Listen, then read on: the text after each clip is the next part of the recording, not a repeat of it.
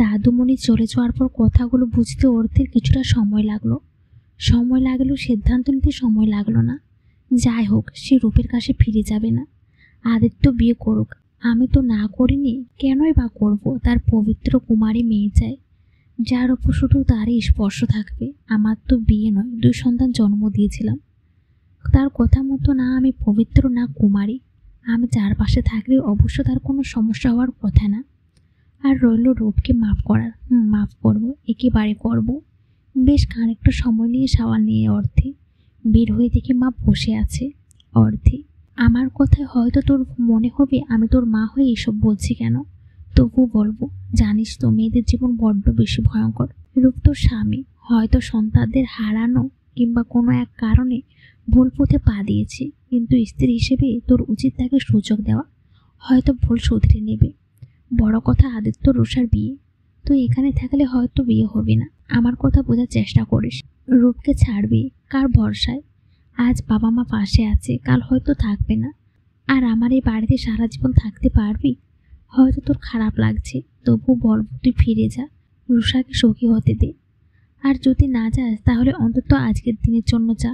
মা কথাগুলো বলে যাওয়ার পরেই রুষা আসে।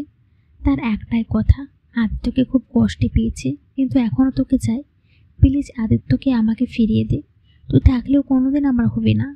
আমি তোর কাছে আদিত্যকে ভিক্ষা চাইছি, প্লিজ। রুষার কান্না দেখে অর্থের দম বন্ধ হয়ে আসে। আদিত্য কেন তাকে চাইবে? সে তো অপবিত্র। এই ঘরে আরসের অনেক কিছুই আছে। অর্থে আরসের ছবি আর একটা খেলনা নিয়ে কিছু না বলেই বেরিয়ে পড়ে। সে জানে তার কোনো জায়গা নেই বাড়িতে। রুষার মুখে ফুটে উঠছে বিশ্বজয়ের হাসি। অর্থে আবার ফিরে এলো রূপের বাড়িতে। কই যাবে, কি করবে, এই আশায় হয়তো রূপ মাফ করবে, সব ঠিকঠাক হবে। কিন্তু সব চাওয়ায় কি পূর্ণতা পায়? বাসার অবস্থা নাজেহাল, জিনিসপত্র ভাঙা, খাবার টেবিল অপরিষ্কার, আরও কত কি। বাইরে থেকে খাবার আনিয়ে খেয়েছে হয়তো। অর্থে চাল ধুয়ে ভাত চুলোয় দেয়, অন্যটা ডাল সিদ্ধ, ভাতের সাথে আলু সিদ্ধ হচ্ছে। একে একে ডিম সিদ্ধ করে বেগুন পুড়িয়ে নেয়। রান্নার ফাঁকে ফাঁকে সব গুছিয়ে ফেলে। শুকনো মরিচ ভাজার সাথে সাথে রুম থেকে বেরিয়ে আসলো রূপ আর নিশি। কিছু বলতে না দিয়ে বলে, আপনারা বসুন, খেয়ে নিন, তারপর কথা বলা যাবে। চুপচাপ বসে খাবার খায়। অর্থের গলা দিয়ে খাবার নামছে না। বিষম খেলে রূপ পানি এনে দেয় অর্থেকে, নেয় না। খাওয়া শেষে, আপনারা বিয়ে করে নিন, বাইরে মেলামেশা করলে ভালো দেখায় না। তাহলে তুমি নিশি, আপনাদের অশ্রিতা হয়ে না হয় এখানেই থাকবো। না, তা হয় না। আমি তোমাকে আমার সামনে কিভাবে সহ্য করব? আমি পারবো না।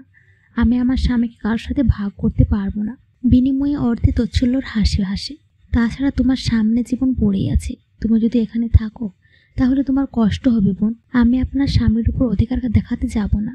আপনারা বলেন না যে আমি অশ্রিতা, তাই বলেছিলাম। তুমি বললে কি হবে? আমি সত্যের নিয়ে সংসার করতে পারবো না। আমাদের বিয়ের আগে তোমার ডিভোর্স হওয়া দরকার। তাহলে উকিলকে বলুন, আমার সমস্যা নেই।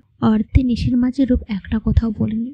অর্থে 2 ঘন্টার মধ্যে পুরো বাসাকে নতুন বইয়ের মতো সাজিয়ে সাথে নিশ্চিকেও। এই প্রথম মনে হয় কোনো মেয়েরা সতীনকে কোণে সাজে সাজিয়ে দিল। রান্না, মিষ্টি, বাসর সব রেডি। রূপকে সাদা পাঞ্জাবিতে বেশ মানিয়েছে। এইভাবে তাকিয়ে থাকলে অর্থের নজর লেগে যাবে রূপে। অর্থের খুব ইচ্ছে করছিল রূপকে ছোঁয়ার, কিন্তু নিশি হয়তো ভালো চোখে দেখবে না। অর্থে নিজে অধিকার ছেড়ে দিচ্ছে, কারণ রূপ চায় না তাকে। ওকে এলো, ডিভোর্স হলো। রূপ একটাবারও না করলো না, একটা কথাও বলল না। অর্থের কান্না পাচ্ছে খুব, আর রূপের প্রতি অধিকার রইল না। সবটা ভুলে নতুন শুরু করা জীবন আজ শেষ। কাঁপা কাঁপা হাতে নাক ফুল খুলে এগিয়ে দিল অর্থে নিশির দিকে। নিশি, এটা তুমিই রাখো, আমি তোমার ব্যবহার করা জিনিস ব্যবহার করব। মুখে হাসি ফুটিয়ে অর্থে বলে, আমার ব্যবহার করা স্বামী ব্যবহার করবেন, এটা তো শুধু নাকফুল মাত্র। পেছন ফিরে তাকায় নিশি। আরও সে জিনিসগুলো নিয়ে সে চলে এসেছে। মাঝ রাস্তায় বসে জীবনের হিসেব কষতে থাকে। কি পেল, কি হারালো? আবার কিছু নেই, শুধু হারালো। ছোট্ট পিছে অর্থের জীবনে আদিত্য এলো। কিশোরী বয়স থেকে আগলে রাখলো। হঠাৎ সব তচ্ছন্নচ্ছ হয়ে গেল এক রাতে। তারপর রূপের সাথে সংসার। অরুণিমা আরস এলো, চলে গেল। আবার নেশির ঝাড়ো হওয়ার গোছালো সংসার বালের সংসারে পরিণত হলো। আর সে সংসার আর নেই। ডান দিকে যে রাস্তা গিয়েছে তার বাবার বাসার সামনে। সেই বাসায় হয়তো এতক্ষণ আদিত্য রুষার বিয়ে শুরু হয়ে গেছে। আর বামে রূপ নিশির। সবার গোছানো সংসার, কোনো জায়গা নেই। চোখ মুছে সামনের রাস্তায় এগিয়ে যাচ্ছে। হয়তো আর কখনো ফিরবে না এই শহরে, হয়তো তার মৃত্যুর খবর আসবে না সুখী মানুষগুলোর জীবনে। লাশের দফন হবে বেতোয়ারিশ হিসেবে।